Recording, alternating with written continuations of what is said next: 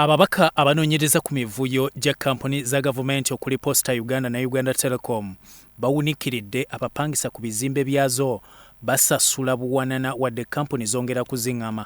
Akuliddemu abapangisa ku bizimbe bya Posta Uganda ku Kampala Road Dickens Kagarura agamba nti ssente z'obupangisa ku bizimbe zenkana n'ez'oku bizimbe eby'obwannannyini. My dad worked with Uganda Post Limited, Uganda Posta Telecom, before it was... but I think they did not pay us.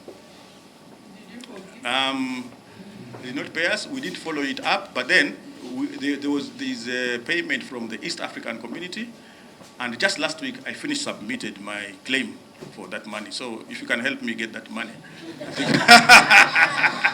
Omubaka wa Mbale Industrial Division Kalimu Masaba takkanya na lipoota yaabwe mu babadde basabira bakada ba NRM okusonyiyibwa ensimbi ez'obupangisa.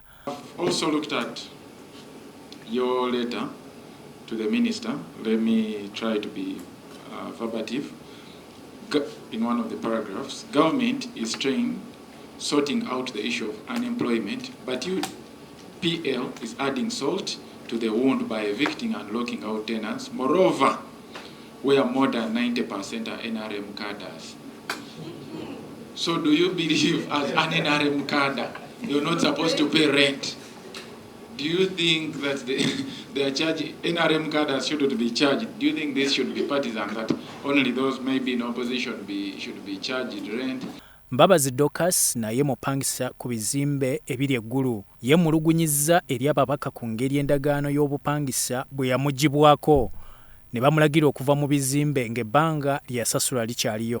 However, to our dismay, on the 31st of October, we received a letter of termination of tenancy that was dated 14th of October.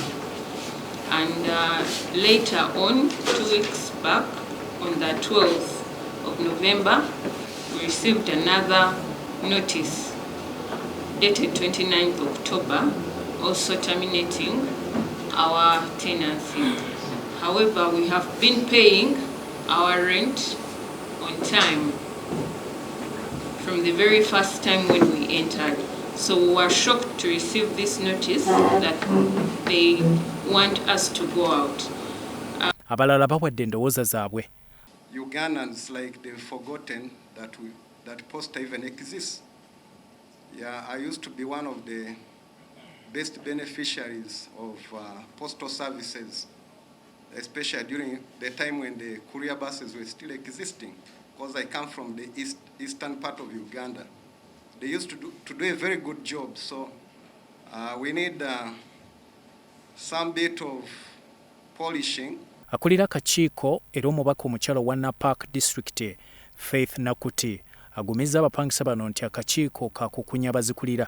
Why do you want UPL to charge below market value for the same property that is for the same service that is offered by the private sector in the same environment? So you want UPL to charge low. On what basis will UPL charge lower than market price for the same service? I don't understand the justification. I just... Bya Mohamed Wamala ne Eric Sebala mu Sorot TV Omunyo.